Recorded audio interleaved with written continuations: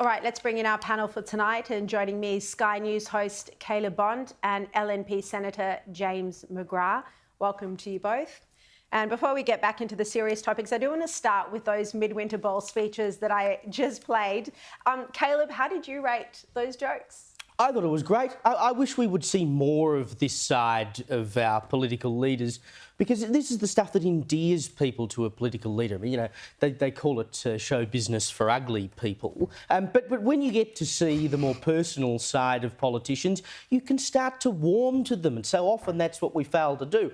I don't know what the Prime Minister is complaining about with the Treasurer organising his Bucks party, because it was literally a Bucks party. They were there talking about money, and it was a strippers' convention. I don't mean, you know, women getting their clobber off, but it's a bunch of people in a room working out how to strip us of our hard-earned money. Exactly. What more could you ask for, Prime Minister? No, exactly.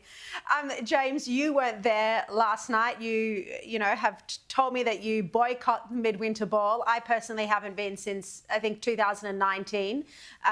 But, you know, you heard some of the funny lines from the speeches. How do you think Barnaby Joyce is going to be taking that line where Susan Lee made a joke about his virility? I think Barnaby will have a laugh. Barnaby is a pretty tough nut, and he knows that people will have a laugh at his expense and he will have a laugh at their expense. And that's the point of politics. It's not taking yourself seriously, to Caleb's point, because most politicians are pretty normal people.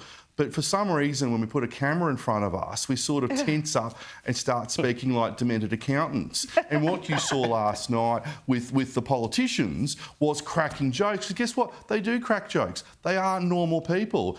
And some of those lines from Susan's speech, they are really, really funny. So whoever came up with them, they've got a career ahead of them. Presumably her speechwriter. Comedy.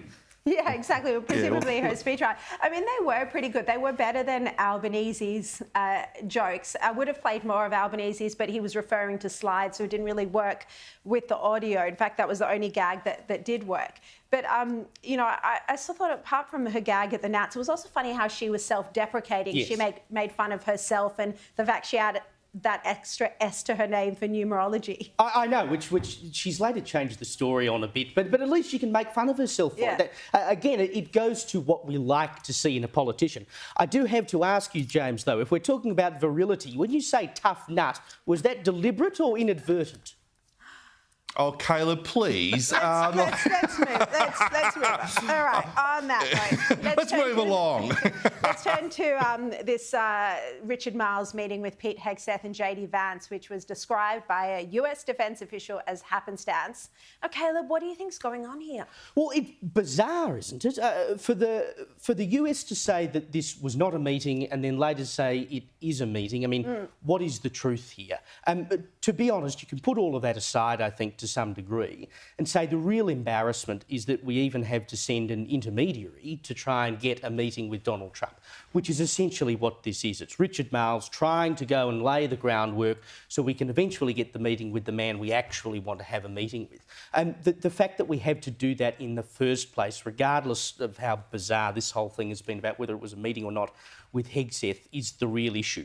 Why do we have to go through all this rigmarole, and why are we sending, of all people, Richard Marles to go and do the job? I mean, the Prime Minister... But he's the only semi-sensible one. Well, that's true, but the Prime Minister ought to be on a plane going to see Donald Trump. We shouldn't be sending the Defence Minister, or the Deputy Prime Minister, as he also is, to go and try and organise a meeting for the Prime Minister.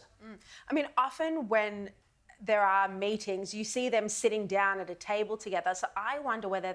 I mean, and the defence official said there was no meeting, so I wonder whether they sat down at all or he just went into the office, did a meet and greet, they had a photo opportunity and that was it. But, James, what questions do you still think that Richard Marles needs to answer over this?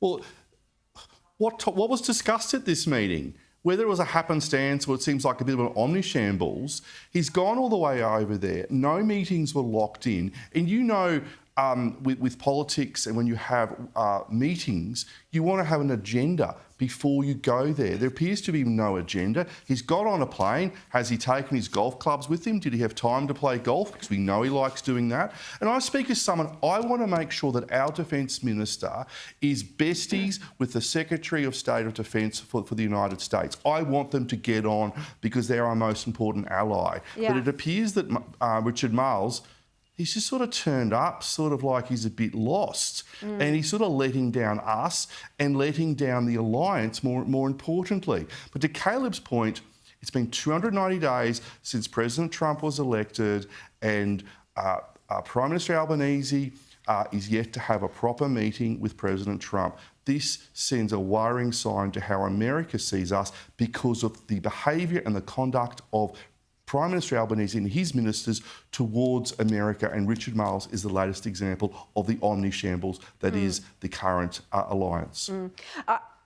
We've got a few other topics to talk about, but just very quickly on that point, I do think that Richard Marles is, in a sense, the victim of the absurd foreign policy position of the Albanese government and the rhetoric from the Prime Minister, from Penny Wong and from Tony Burke.